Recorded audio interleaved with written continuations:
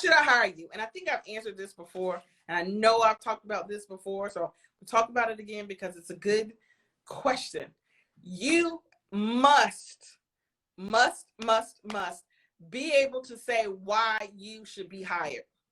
If you can't do anything else in the interview, if you can't say your strengths and weaknesses, if you can't say, if you don't have any questions for them, if you can't say, tell me about yourself, you have to be able to say why they should hire you. Because if you don't know, they don't know. If you can't tell me why I should hire you, I'm not going to hire you. You don't even know. You don't even know why you should be picked outside of somebody else. So why would I pick you? So you want to have an answer to that question. Why should you be picked? I want you to take a minute and think about your skills, what you bring. What do you bring to the table that somebody else don't bring? So you want to make sure that you are able to answer that question, why should I hire you? And that's when you list out all of your positive characteristics, all of your work history, all of your experience as it relates to this position. Don't name experiences that has nothing to do with the interview, because who cares? You know, I'm not going to talk about being a cashier if I'm interviewing for a human resource position, unless I'm interviewing for a human resource position in a grocery store.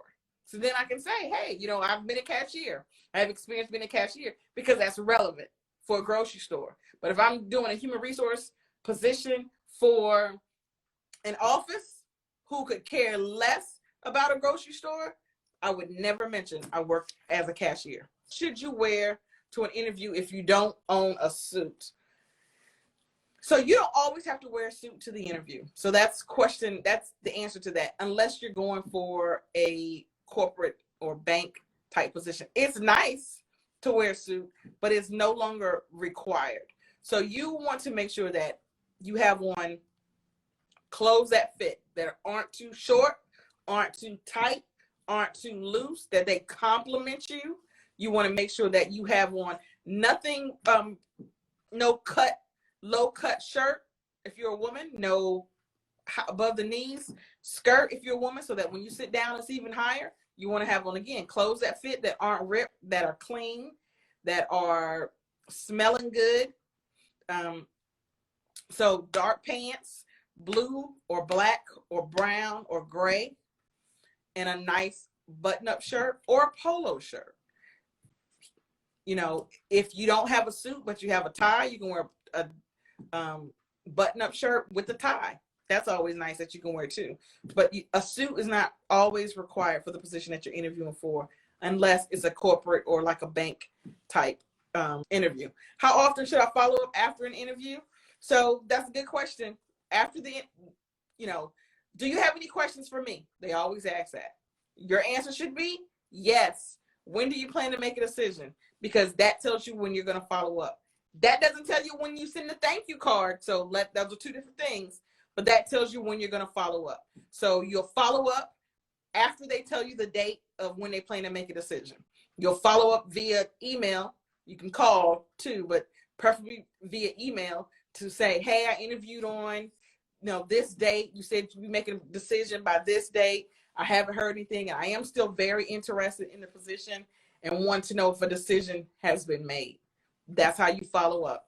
And at that time, they'll give you an update. They may say, hey, we had a lot of candidates we're still interviewing. They may say, we haven't made a decision. They can say anything.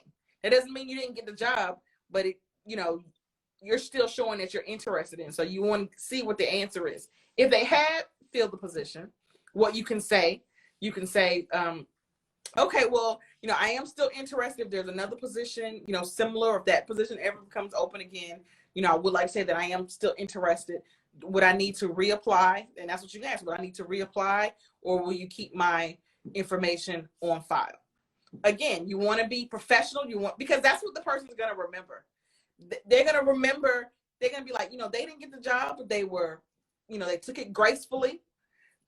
They weren't rude. They were still interested in the position if another position became available. So they're going to remember that. So when another position becomes available, they're going to remember that person. So they're going to remember the person who will forget it then. Well, you said you'd hear back from me, that I'd hear from you, and I haven't heard from you. They're going to remember you too. So if you're interested in the position and that's your answer, they're going to remember you too, and they're not going to call you.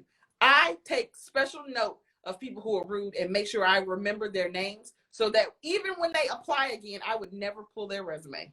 So you want to make sure that whatever answer you get, that you are not rude, that you're professional, and you take whatever the answer is, whether you got the position or, you know, we went with another candidate at this time, that you take it gracefully.